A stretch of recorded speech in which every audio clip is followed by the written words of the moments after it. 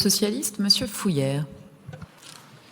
Madame la maire, chers collègues, le 10 janvier dernier, la Première ministre présentait aux Françaises et aux Français le projet de réforme des retraites souhaité par le gouvernement et annonçait, dans le même temps, le recul de l'âge de départ à la retraite à 64 ans.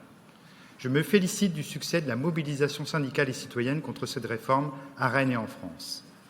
Comme l'ensemble des manifestants jeudi dernier, nous avons déploré et condamné les méfaits des casseurs, contrairement aux insinuations de Madame Gandon.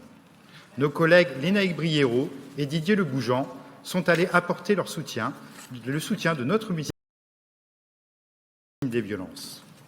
Nous nous attendions à cette réforme, mais sa brutalité, qui va encore et toujours toucher nos compatriotes les plus modestes, a engendré dans notre groupe et parmi beaucoup de nos collègues de ce Conseil une immense colère. De la colère face à une mesure injuste. De la colère également face à la volonté du gouvernement de réduire le débat parlementaire en souhaitant intégrer cette réforme au sein du projet de loi de financement rectificatif de la sécurité sociale, plutôt que de déposer un projet de loi qui aurait nécessité, il est vrai, des débats respectueux de la démocratie.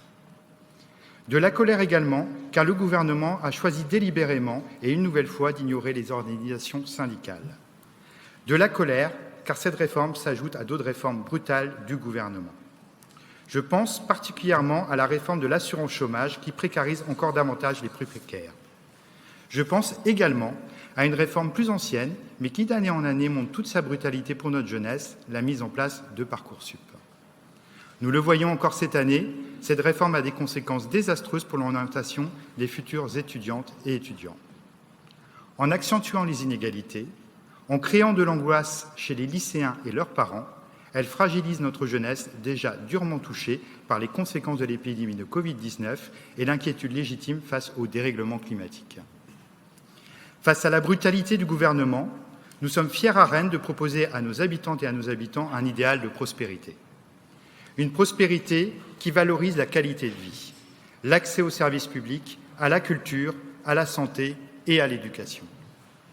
Cette prospérité que nous désirons passe nécessairement par l'amplification de la transition écologique que nous menons déjà depuis de nombreuses années sur notre territoire. La mise en place de la ligne B du métro, ainsi que la restructuration de l'ensemble de notre réseau de bus au profit des communes de la métropole ont été une étape essentielle et sociale de notre ville. L'instauration d'une zone à trafic limité dès février dans le centre ancien, mais également la mise en place d'ici 2030 de 4 lignes de train-bus qui desserviront directement 200 000 habitants, constituent aussi des ruptures importantes. Cette nouvelle prospérité sera écologique et sociale. L'accès au logement est une inquiétude légitime de nos concitoyens dans la métropole comme ailleurs en France. Face à cette situation, il est de notre devoir de prendre des mesures fortes. Ainsi, dans le prochain programme local de l'habitat, nous mettrons en place des outils puissants de régulation du marché, avec notamment la mise en place de l'encadrement des loyers, des prix de sortie et des Airbnb. Nous poursuivrons également la construction de logements sociaux ou plus abordables pour loger les métropolitains les plus précaires. En 2023, nous poursuivrons également nos investissements pour améliorer la vie des Rennaises et des Rennais. Je pense à l'ouverture de la Maison des femmes qui permettra d'accompagner les femmes victimes de violences, que cela soit sur le plan médical, psychologique, social ou juridique.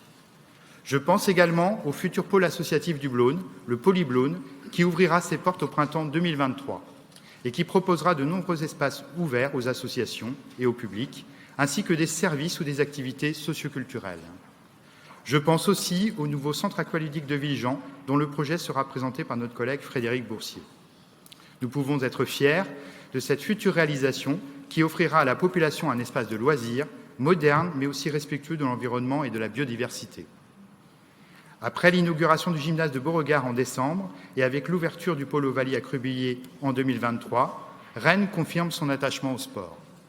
Le sport qui rassemble, le sport qui éduque, le sport qui permet le vivre ensemble qui manque tant à notre société.